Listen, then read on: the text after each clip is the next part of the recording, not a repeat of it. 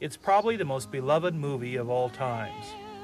From the cyclone in Kansas, to Dorothy's arrival in Munchkin Land, to her final departure from the Emerald City, The Wizard of Oz has become the favorite story for American children for over 90 years.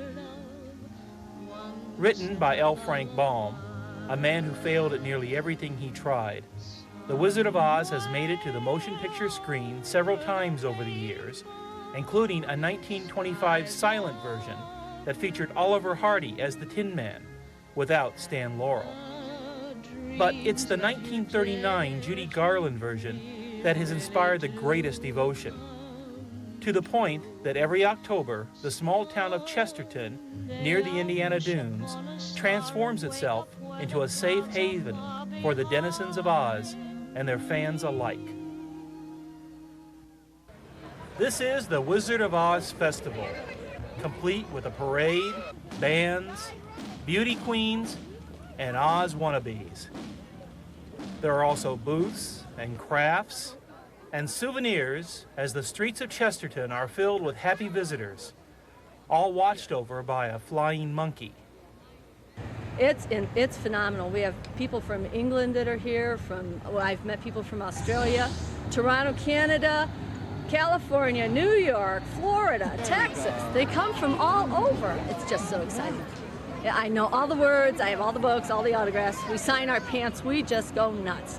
This is a natural high if there ever was one. But despite the popularity of the book and the movie, and the enthusiasm of their followers, you still have to wonder, what's the connection between The Wizard of Oz and Chesterton, Indiana? Jean Nelson. Jean Nelson is the connection. When she started this, and I'm not going to say the number of years because I believe it's 11, it might be 12. She did it because everybody was laid off from the mills, people were broke. She had a Yellow Brick Road shop, and she thought, why not a festival? And she just absolutely has grown and blossomed and grown and grown and grown with this. She is the mainstay of The Wizard of Oz.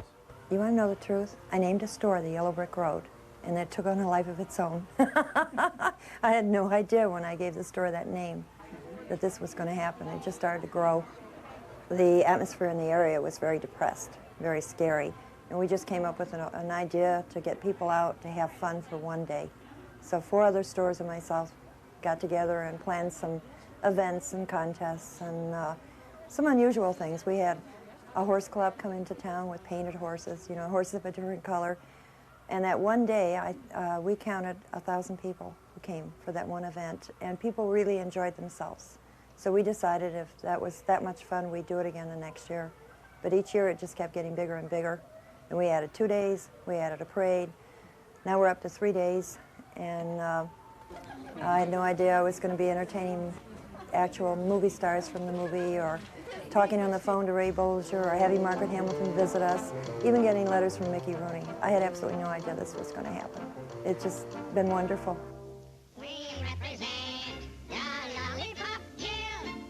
One of the biggest draws each year at the festival are the Munchkins. Yes, that's right. These are some of the original little people chosen to play the residents of Munchkin Land over 50 years ago. Today, only about a dozen remain from the 124 hired for the film in 1939. So we were playing the Bond Hotel in Hartford, Connecticut, and some gentleman came backstage after. He says, you know, we're going to make a movie in Hollywood. We need about 5 little guys that can sing and dance, and I seen the act, and I know you can sing and dance, so would you mind? I said, I'd be happy to. You kidding? I was only 17. I was, you know, ready to go. It's America's famous fairy tale. There's no place like home. That was the whole gist of the thing. And it was written so easily and pleasantly that everybody could understand it and follow it. And it was just a great American Midwest story, because that's why we're so big in Chesterton. The greatest people in the world are from Chesterton, Indiana. I wish I knew the lyrics to the song. Back home again in Indiana. I don't know the other words, but it's a great place. But what is the appeal about this film, that an entire community dedicates itself to it each fall? What's that great hidden message inside this MGM musical that can inspire such loyalty. It's more than a children's book. It's over the rainbow. It's just over the rainbow. It's happiness, it's love, it's kindness, and there's a lot to be said for the Scarecrow, the Tin Man, and the Lion. Everyone has their own idea about why this has become such a classic. I think with me it has a lot of old-fashioned virtues. You know, home is a very important. Brains, courage, knowledge. It's an all-American fairy tale. The Wizard of Oz Festival usually takes place the last weekend in September.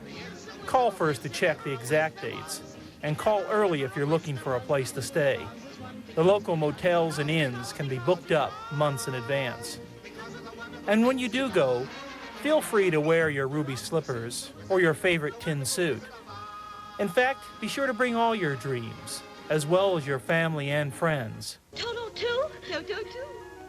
Yes, Toto too, because for a few short days, if you're lucky, you'll find the yellow brick road to Oz passes through Indiana.